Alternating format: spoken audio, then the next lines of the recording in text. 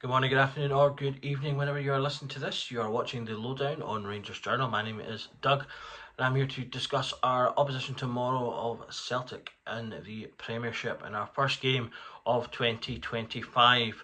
Hopefully, going into 2025, Rangers will have a better year than we've had in 2024, as things have been sadly meandering in the wrong direction for the club. But we hope that we can pick that up, and a great way to start that would be to get ourselves our first solid result against Celtic under the Claiborne era. Unfortunately, as we'll get on to when we come to the Rangers team news, that is going to be even harder than we probably would have expected going into the game. But first, I'll just sort of set the scene as we do normally.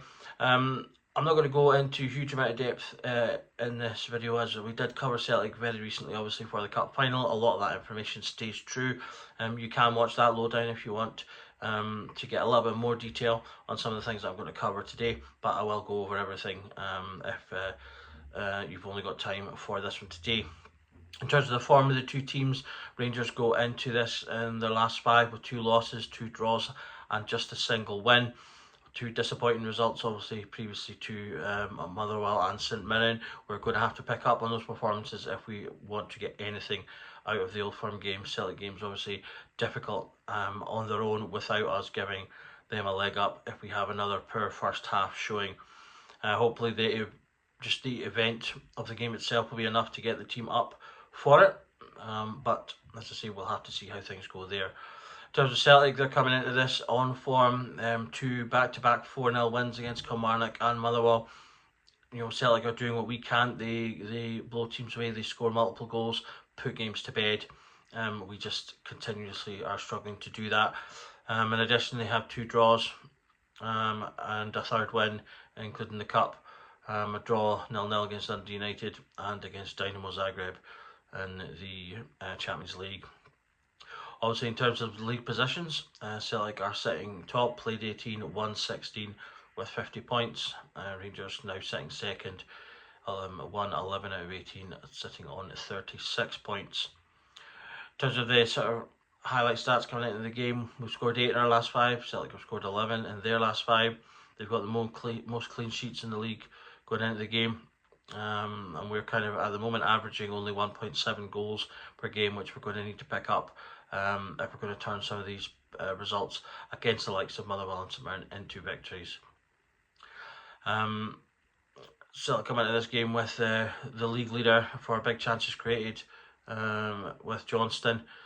He's got 9 big chances created, and is a growing part of their team.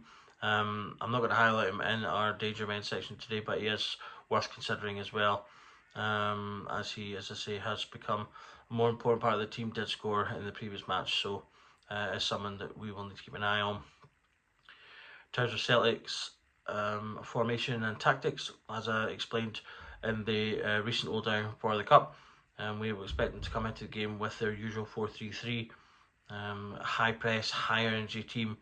They've got a lot of players to do a lot of running, a lot of movement, closing players down. They'll often do that closing in more of a 4-4-2 formation, which allows them to push and move the ball more into the centre of the pitch and create overloads in that area, with the extra man sort of more central. Obviously, we've had our trouble with them, as many clubs do, in terms of their fast and tricky wingers. Players like Dyson Maida, and even more dangerously, Kuhn on the left hand side. These are players that again do a lot of running, do a lot of dribbling, useful with the ball, good passing, creating goals, and both scoring goals as well, which is again something that we have struggled to do over the last few seasons, getting our wingers and midfielders to contribute in those areas. They are strong in the counter, which we've also been stung by. They play a very high defensive line, which allows them to push teams back and up. We can potentially make use of that ourselves with pass players in behind. Potentially, maybe we see Cortez getting another chance in this game. He came in the previous match. Didn't really have the greatest of games, but obviously he's just back from injury, so that's perhaps not his fault, as he's still finding his feet again. But we may have to take the chance to try that and try new things, because obviously we are struggling to get results against Celtic. So we're going to have to try some new things in order to change that. It was a better performance in the cup game, so we do have that knowledge behind us now that we can perform well, we can score goals, we can get at them. So they need to sort of keep that faith and try and play a similar game. Although again, say once we get to our selection, we're going to have some difficulties. As I said in the previous lowdown, for the for the substitutions, they're more likely to make like-for-like changes than substitutions that drastically change their tactics. Bringing on players that play similar positions in similar ways. Celtic's tactics in terms of their A game work very well for them. They're very rarely having to resort to a B strategy, and so their sort of substitutions in line sort of reflect that. And often, they're, as I say, with them scoring 2, 3, 4 goals in a match, they've often got the ability to bring players on just to play the same role and get those players minutes, which again is something we're not necessarily able to do due to injuries or just a lack of depth in our squad. In terms of danger men, one of the obvious danger men is McGregor. He runs their midfield. If you keep him quiet, you help keep Celtic quiet to a certain degree centrally, although with their wingers they can still cause a lot of damage. I highlighted Kuhn particularly in the previous lowdown. In terms of the league, he's got 7 goals and 6 assists thus far, 76% passing. He's created 32 chances thus far, which is more than 90% of players in his position in similar leagues. 29 dribbles, successful dribbles, which is the most in the league, and set with 51% in terms of his successful duels, which is more than about 88%. So he has been a very effective player for them this season, and has caused us trouble in both games that we've played them. So he's a player that we really need to keep an eye on and try and keep quiet. Of course, the problem with that is you keep the left quiet, you've then got the right to contend with Dyson Maeda.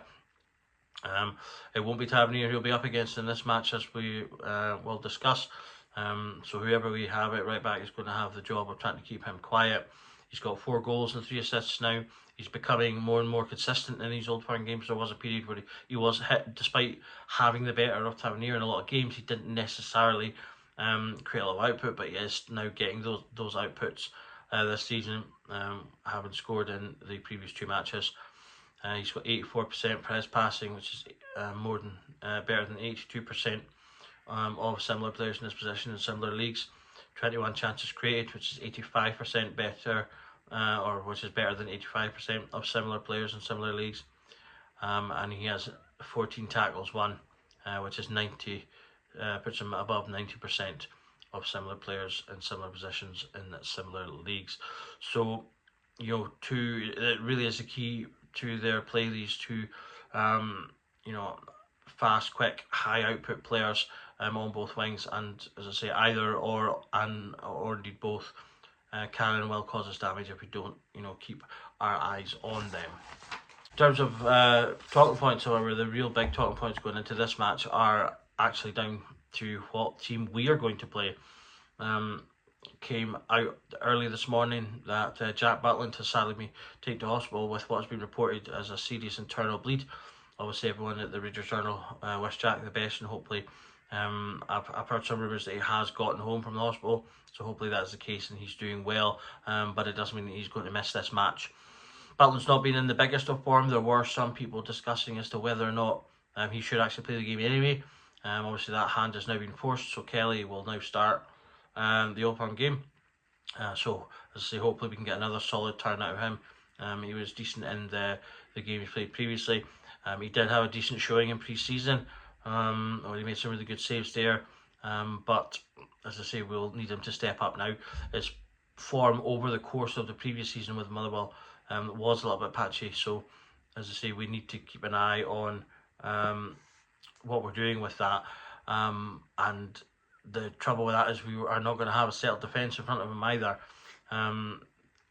Additionally, in the last couple of days we found out that Tavernier is suffering an injury, is potentially going to be out for a couple of weeks, so he will also miss the Old Firm match. We already know that Suter is out.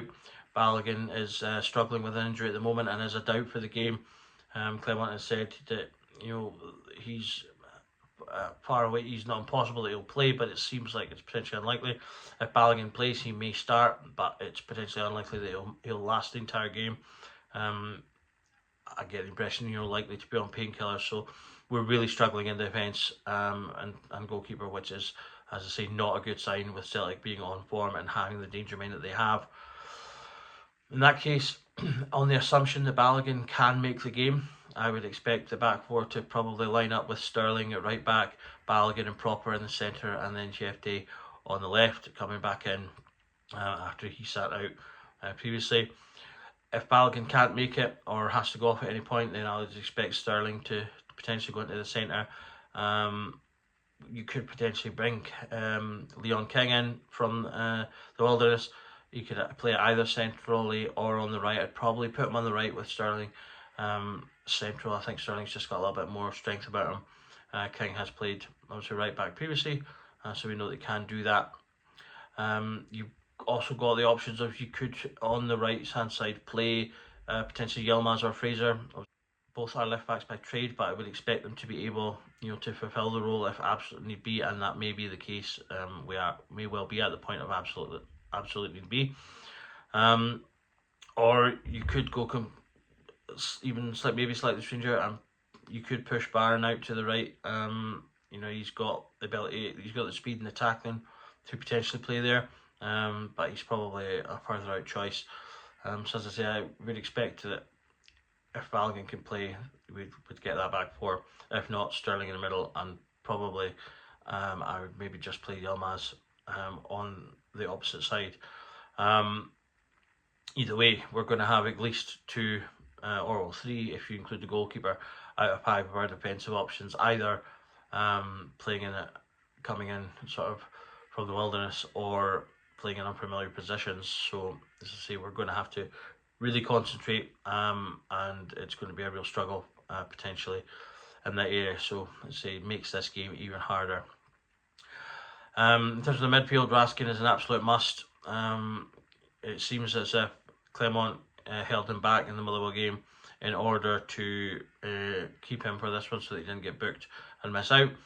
So he's an absolute shoe-in to play. With both Tavernier and Butland out, there's a lot of calls that Raskin could maybe captain the team. I know that Sterling's a part of the leadership group, so he could be in with a shout. Although if Balogun plays, I would potentially expect him, with his experience, to take the armband. But that will also be an interesting decision as to what Clermont does in terms of who he gives the captaincy to for such a big game, and may say something about the future of the Rangers captaincy if this proves to be Tavernier's last season. Given our defensive frailties, I would be tempted to swap Dio out for Barron and have them more defensively set midfield that can help to cover, just as I say, to help cover for the discrepancies that we've got in the defence. It may even be worth playing a back three with two with the two full backs. Have Proper in the centre with people beside him, and then the fullbacks maybe be more solid that way. But I do want us to try and keep our attacking options open, so I would probably keep the system so that the system is familiar. The training and things should be all around the current system, so the players would at least be familiar with that, even if they're out of position. And so therefore maybe playing Barron would be useful in terms of just keeping his energy, and just basically telling him to sit and watch over the defence for any gaps, and allow Raskin to be a little bit more of the ball player. In terms of your front four, I think my preferred option would be Danilo in that sitting sort of 10 role, churning out in the right, Hadji out in the left, and then Igomar up front. To me, Danilo has to start. We saw the difference that he made when he came on. In the previous games, Igomar has to start. We saw the difference when he came on. Him and Cherney basically saved the Motherwell game for us, so they're absolute starters for this game. And I think the three of them and Hadji have the best chance at the moment in terms of form of getting us the best results in terms of our attacking force. Bashrami can come in and play in that 10 or the left position, but I don't think he's in as good of form as Hadji at the moment, even though Hadji's not necessarily been at his best either. But I think he might have just a little bit more in the legs in terms of the combativeness to help with the defensive side of things. Whereas Bajrami, I don't think quite depends as much. As I say, looking at the team, it's going to be an extremely difficult game tomorrow. It's going to be really important who he picks in defence and how they play. They're going to have to play at their very best with the best concentration they can if we're going to get the best out of this game. As I say, we'll see what happens in terms of the lineup tomorrow and what he picks. What he picks is going to have a big impact, I think, on how the match will turn out. In terms of my predictions, I would love to predict a win, obviously at Ibrox with the crowd behind us, but given the string of injuries that have now come out, and obviously our struggles against Celtic, I feel like this could be heading for a draw. As I say, we may have to just keep an eye on our defensive side and hope to break on them when they push on to us. But the danger with that is that, you know, with the form that Celtic are in, that inviting them on could be incredibly dangerous. So I'm not really sure how this game is going to go. It's going to be a tough one now. It's not going to be helpful, I don't think, to Clement's want to stay in his job. If he does lose this, I think it will be very difficult for the board to maintain his position, but we'll need to see how it goes. So we'll just have to wish the team the best. Hopefully, let's say the players that come in play well. Given how things are going this season, Sod's Law, maybe we'll end up winning 3-0. Kelly will play a blinder. Who knows? Fingers crossed. But thank you for watching the Lowdown with me. My name again has been Doug. You're watching the Rangers Journal. Daily Rangers content, and we'll have pre and post match stuff for the Celtic game and more on whatever the outcome of that is in the following week and in the new year. So please stay tuned to the channel, like and subscribe to get all the news and updates on what we're posting. I will speak to you soon on the next one line, and until then, please remember that every night is Rangers Journal night.